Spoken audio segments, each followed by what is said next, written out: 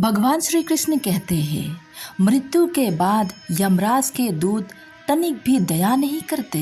इसीलिए बुरे कर्म को त्याग कर अच्छे कर्म करो और हरि का नाम जप करो।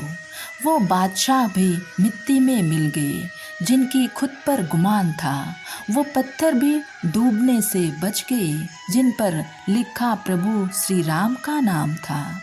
पछतावा अतीत नहीं बदल सकता और चिंता भविष्य नहीं संवार सकती। इसीलिए वर्तमान का आनंद लेना ही जीवन का सच्चा सुख है।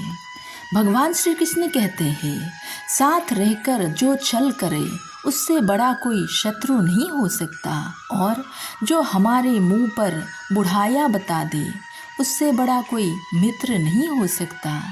याद रहे, साफ साफ बोलने वाला कड़वा जरूर होता है मगर विश्वासघाती कभी नहीं होता।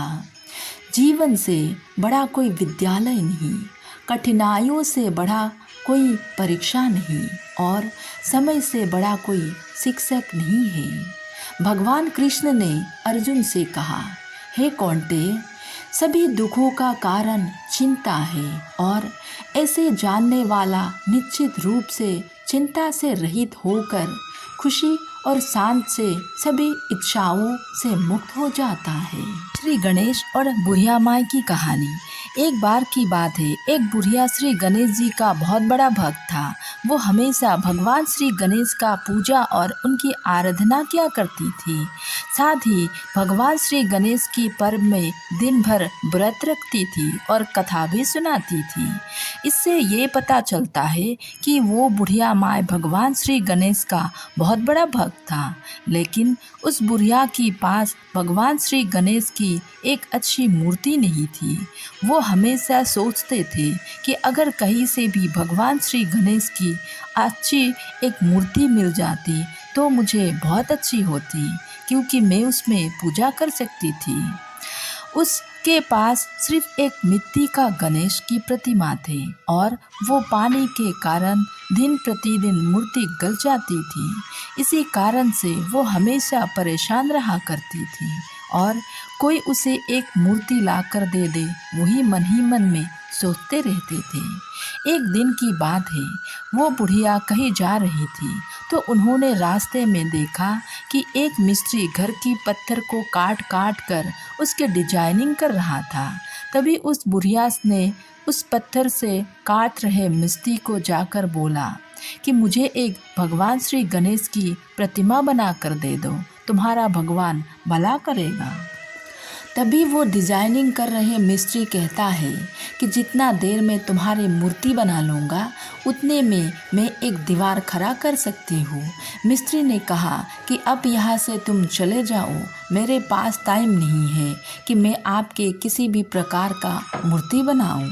तभी बुढ़िया माँ गुस्से से वहाँ से जाने लगे थे और वो जाते जाते मिस्त्री को कह गई कि भगवान करे तुम्हारा दीवार टेढ़ा हो जाए।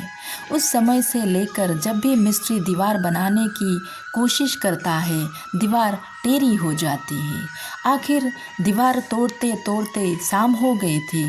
जैसे दोबारा दीवार का काम शुरू किया, दीवार फिर से टेढ़ी हो गई, जिस कारण से मिस्त्री से मालिक ने पूछा कि ये क्या माजरा है, तुम हमेशा दीवार टेढ़ी क्यों कर रही हो। उतने से मिस्त्री ने कहा कि हुजूर, इसमें मेरी कोई गलती नहीं है। कल सुबह हमारा दरवाजे के सामने एक बुढ़िया आई थी और वो भगवान श्री गणेश की मूर्ति बनाने के लिए कह रही थी। मैंने उससे बात को अनदेखा किया और उसे वहाँ से भगा दिया था।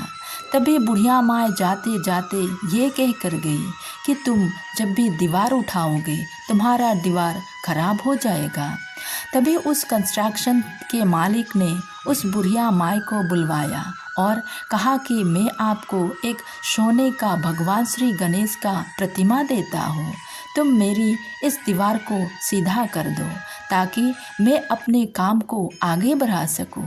अगर सही समय पर काम नहीं हुआ तो मुझे पैसा नहीं मिलेगा।